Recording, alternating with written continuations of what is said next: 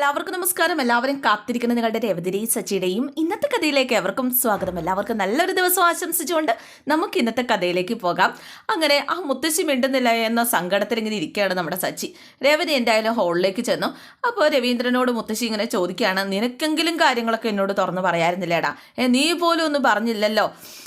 മാത്രമല്ല എനിക്ക് വേറെ കുഴപ്പമൊന്നും ഇല്ലായിരുന്നു അമ്മ എന്നൊക്കെ നമ്മുടെ രവീന്ദ്രൻ പറയാം. അല്ല, എന്തോ ബ്ലോക്കോ രക്തക്കുഴൽ എന്തോ ബ്ലോക്കോ എന്നൊക്കെ അല്ലേ പറഞ്ഞത്, അതല്ലേ ഈ പ്രശ്നം വന്നത്, എന്താടാ സുധി അതൊന്ന് വിശദീകരിച്ച് പറഞ്ഞേ എന്ന് മുത്തശ്ശി പറഞ്ഞു കഴിഞ്ഞപ്പോഴേക്കും, അയ്യോ അങ്ങനെ വിശദീകരിക്കാൻ ഞാൻ ഡോക്ടറാണോ എന്ന് ചോദിച്ചുകൊണ്ട് നമ്മുടെ സുധി തനിക്കറിയാവുന്നത് പോലെ പറഞ്ഞു കൊടുക്കുക. പിന്നെ നീ വലിയ പഠിച്ചവനാ വലിയ പഠിത്തമുണ്ട്, BA ഉണ്ട്, MA ഉണ്ടെന്നൊക്കെ പറഞ്ഞിട്ടോ. അല്ല മോളെ, നിനക്കറിയാവോ ശ്രുതി എന്നൊക്കെ ചോദിച്ചു കഴിഞ്ഞപ്പോഴേക്കും, അത് പ്രഷർ കൂടിയാലും വരും, അതുപോലെ തന്നെ സ്ട്രെസ്സ് കൂടിയാലൊക്കെ വരുന്നതാ, അതുപോലെ തന്നെ മനസ്സിന് എന്തെങ്കിലും സങ്കടം ഉണ്ടെങ്കിലൊക്കെ വരും എന്ന് പറഞ്ഞു കൊടുത്തപ്പോൾ, അങ്ങനെ മനസ്സ് അത്രയ്ക്ക് പ്രശ്നം ഉണ്ടാകാനും മാത്രം എന്താ സംഭവിച്ചത്? എന്ത് പ്രശ്നം ഉണ്ടെങ്കിൽ പോലും സമാധാനത്തോടെ ചിന്തിക്കുന്ന ആളല്ലേ നീ, പിന്നെ എന്താ സംഭവിച്ചത്? പറഞ്ഞിട്ട് കാര്യമില്ല, നിനക്ക് ഞാൻ കല്യാണം കഴിച്ചു തന്നു അതുപോലെ ഒരു പെണ്ണിനെയല്ലേ, അവള് കാരണമാണല്ലോ നിൻ്റെ ഈ സമാധാനം മൊത്തം പോയത്.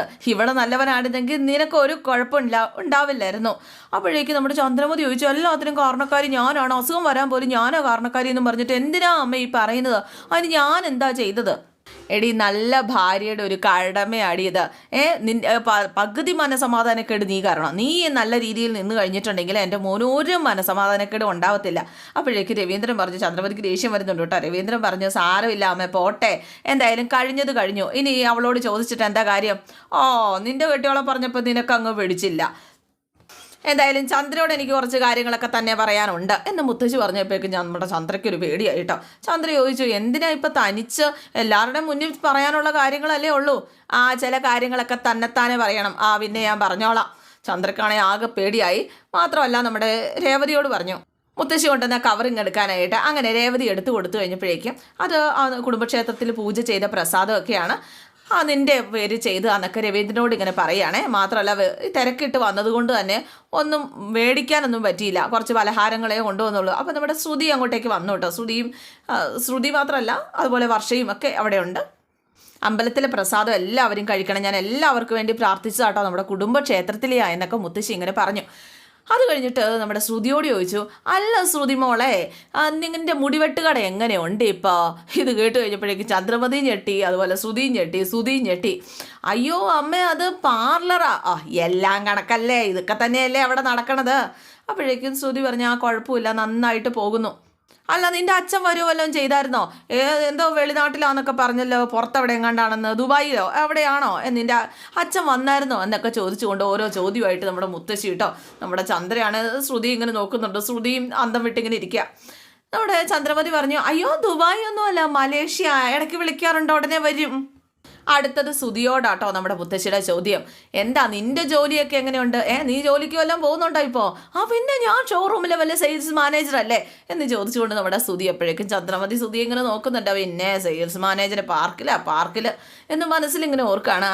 എന്തായാലും നീ ജോലിക്ക് പോകുന്നുണ്ടല്ലോ, സമാധാനം. ആണുങ്ങളായ ജോലിക്ക് പോകണം, അതാണ് വേണ്ടത്.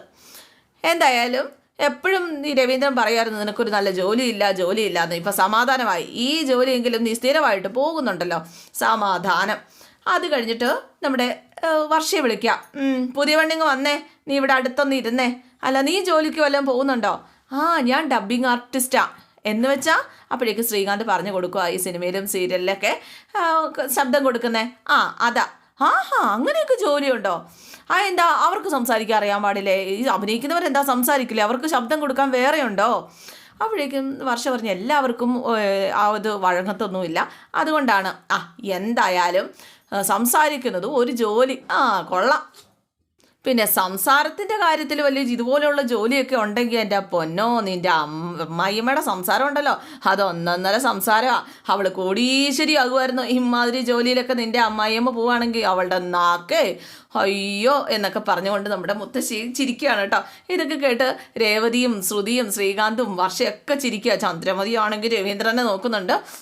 ഈ പെണ്ണുപിള്ള എന്നെ അങ്ങോട്ട് തകർക്കാനും എന്നെ അങ്ങോട്ട് ഇല്ലാണ്ടാക്കാൻ വന്നതാണല്ലോ എന്ന് ഓർത്തുകൊണ്ട്. മാത്രമല്ല നമ്മുടെ ചന്ദ്രമതി സുധിയുടെ അഴുകി ചെന്ന് നിന്നിട്ട് പറയാം, ദേ കിഴവിക്ക് എന്തിനാണോ എന്തോ, മാത്രമല്ല ശ്രുതിയുടെ മുന്നിലും അതുപോലെ വർഷയുടെ മുന്നിലൊക്കെ എന്നെ നാണം കെടുത്താനായിട്ടാണ്. അവരൊക്കെ എന്നെക്കുറിച്ച് എന്താ വിചാരിക്കും? എല്ലാം ഈ രേവതി കാരണം. രേവതി ഫോൺ വിളിച്ചില്ലായിരുന്നെങ്കിൽ വരില്ലായിരുന്നല്ലോ. ഇവള് വിളിച്ച് വരുത്തിയിട്ടാ, ഇവൾക്കിട്ട് ഞാൻ കൊടുക്കുന്നുണ്ട്. മുത്തശ്ശി ഇത് കേട്ടു. എന്താടി പുറുപുറുക്കുന്നത്? അമ്മ ഒന്നുമില്ല, ഞാൻ സുധിയോട് പറഞ്ഞതാ ജോലിക്ക് പോണ കാര്യമേ. എന്തായാലും കഴിഞ്ഞത് കഴിഞ്ഞു. നമ്മുടെ കുടുംബക്ഷേത്രത്തിൽ കല്യാണം നടത്തണം. അതിനുശേഷം വേണം ബാക്കി ചടങ്ങുകളൊക്കെ നടത്താനായിട്ട്. നമ്മുടെ ഇവിടെ കുടുംബത്തിൽ എന്ത് കല്യാണം നടന്നു കഴിഞ്ഞാലും കുടുംബക്ഷേത്രത്തിൽ കല്യാണമായിട്ട് തന്നെ നടത്തണം, ബാക്കി ചടങ്ങൊക്കെ നടത്തണം.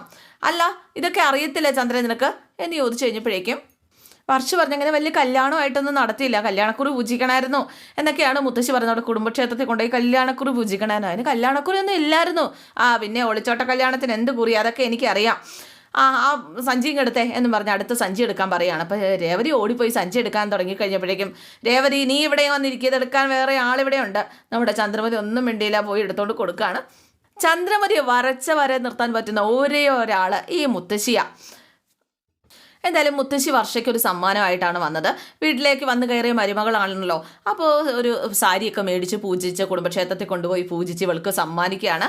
എന്തായാലും ആദ്യമായിട്ടാണ് ഈ കുടുംബത്തിലെ ഒരാൾ എനിക്കൊരു സമ്മാനമായിട്ട് തരുന്നത്, ഈ വീട്ടിൽ വന്നേ പിന്നെ എന്നും പറഞ്ഞുകൊണ്ട് ഐ ലവ് യു മുത്തശ്ശി എന്നൊക്കെ പറഞ്ഞ്, ഐ ലവ് യു അച്ഛമ്മയെന്നും പറഞ്ഞ് ഉമ്മയ്ക്കൊക്കെയാണ് കേട്ടോ. അപ്പോൾ എന്തായാലും വർഷ മുത്തശ്ശിയായിട്ട് സെറ്റായിട്ടുണ്ട്.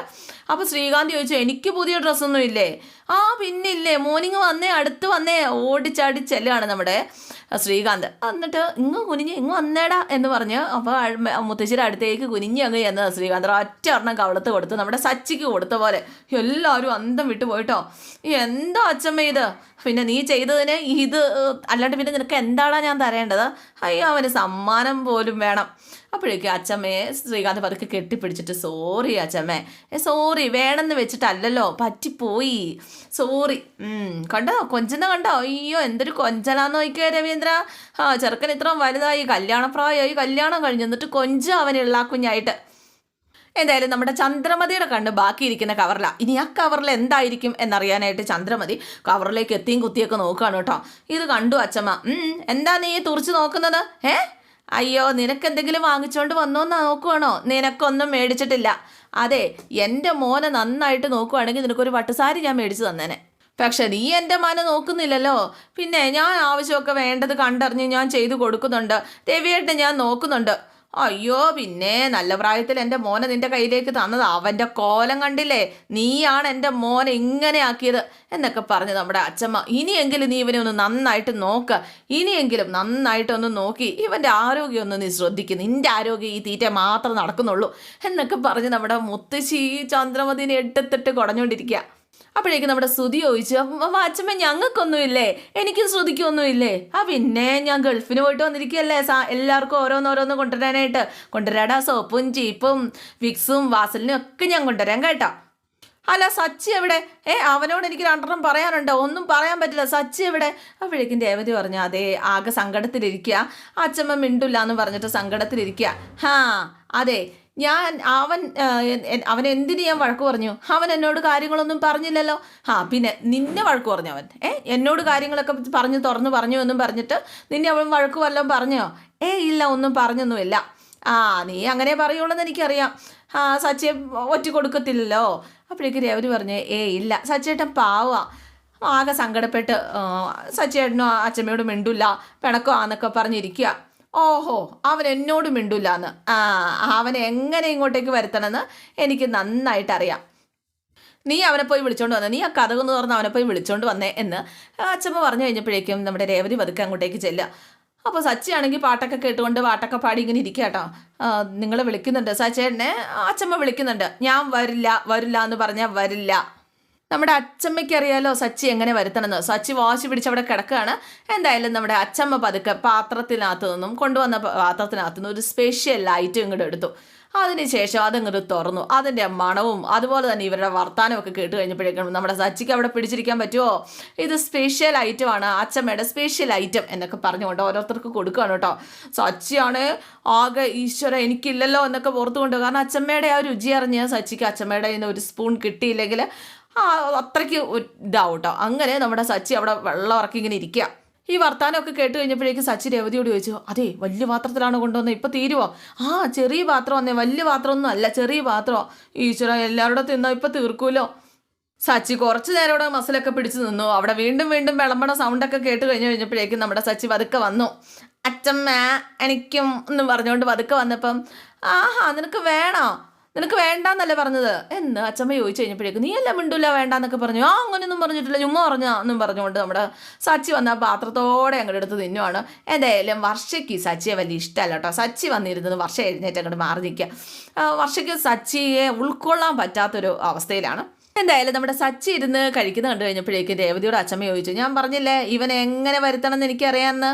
എൻ്റെ പൊന്നു മോനെ സച്ചി, എന്തൊക്കെ പറഞ്ഞാലും എനിക്ക് നിന്നോട് കുറച്ച് ദേഷ്യമൊക്കെ ഉണ്ട്, സങ്കടമുണ്ട്, പരിഭവമുണ്ട്.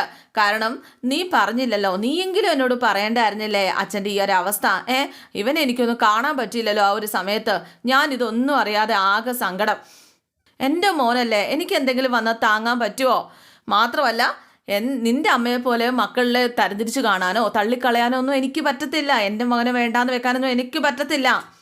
ചന്ദ്രമതി ഇത് കേട്ട് കലിയോടെ ഇങ്ങനെ നിൽക്കുകയാണ്. മാത്രമല്ല നമ്മുടെ ശ്രുതിയും, കാരണം ശ്രുതിയും ഒരു കൊച്ചിനെ തള്ളിക്കളഞ്ഞിട്ട് വന്നതാണല്ലോ, അതിൻ്റെ ഒരു മനക്ലേശം ശ്രുതിക്കും അത് കേട്ട് കഴിഞ്ഞപ്പോഴേക്കും ഉണ്ട് കേട്ടോ.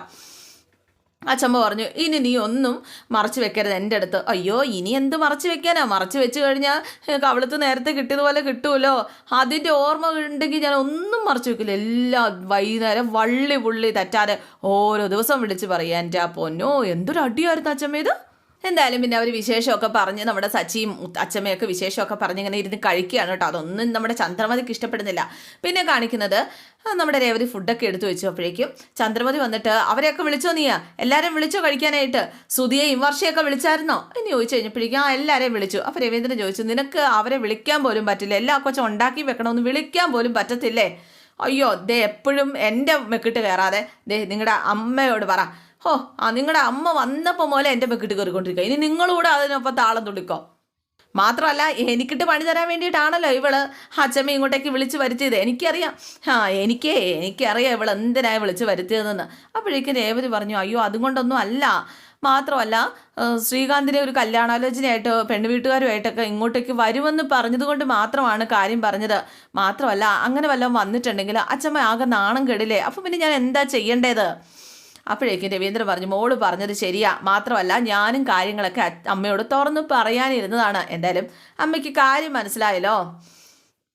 അപ്പോഴേക്കും ചന്ദ്രമതി പറഞ്ഞു, വീട്ടിലൊരു പ്രശ്നം ഉണ്ടെങ്കിൽ അത് പുറത്തു പോകാതെ ഒരു നല്ല മരുമകൾ അത് ഒളിച്ചു വെക്കുക വേണ്ടത്. അയ്യോ നല്ല മരുമോള് നീ ഒന്ന് കാണിച്ചിടാവോ, നീയാണോ നല്ല മരുമോള് എന്നും ചോദിച്ചാൽ അച്ഛമ്മ ഇതും കേട്ടുകൊണ്ട് വന്നു കേട്ടോ. എൻ്റെ മരുമോള് നല്ല മരുമോള് എന്നും പറഞ്ഞ് അച്ഛമ്മ വന്നതും പതുക്കെ നമ്മുടെ ചന്ദ്രമതിയുടെ നാവങ്ങ് അടങ്ങി. സാത്താൻ വേദം ഓതുന്നു എന്നൊക്കെ കേട്ടിട്ടുണ്ട്, ഇപ്പോഴാണ് ഞാൻ കണ്ടത് എന്നൊക്കെ പറഞ്ഞുകൊണ്ട് നമ്മുടെ ചന്ദ്രമതി ഉപദേശിച്ച്, അല്ലെങ്കിൽ ചന്ദ്രമതി മരുമകൾ പുരാണം പറഞ്ഞത് ഇഷ്ടപ്പെടാതെ അച്ഛമ്മ പറയുക കേട്ടോ. അപ്പോൾ എന്തിനാ അമ്മേ, ഞാൻ വന്നപ്പോൾ പോലെ അമ്മ എന്നെ വഴക്ക് പറയുന്നതല്ലേ, പിന്നെ ഞാൻ നിന്നെ വഴക്ക് പറയാതെ എടുത്ത് ഉമ്മ വെക്കണോ? എന്തായാലും എൻ്റെ മകൻ എൻ്റെ ആ ഒരു സങ്കടം കണ്ടിട്ട് അവൻ ഒളിച്ചു വെച്ചു. പക്ഷെ ഒരു നല്ല മരുമകൾ എന്തായിരുന്നു ചെയ്യേണ്ടത്? നീ വിളിച്ച് പറയണ്ടായിരുന്നോ, എനിക്കിങ്ങനെ എൻ്റെ മോൻ ഇങ്ങനെ ഒരു അവസ്ഥ പറ്റിയിട്ടുണ്ടെന്ന് നീ എന്നെ ഒന്ന് അറിയിക്കേണ്ടതായിരുന്നില്ലേ? അതൊന്നും നീ ചെയ്തില്ല. എന്നിട്ട് രേവതി പറഞ്ഞു. എന്നിട്ട് രേവതി നീ വഴക്ക് പറയുന്നോ? നീ അവളെ കണ്ടു പഠിക്കണോടി, നീ രേവതിയെ കണ്ടു പഠിക്കണം. ഇത് കൊണ്ട് കഴിഞ്ഞപ്പോഴേക്കും ദേഷ്യം വരും കേട്ടോ.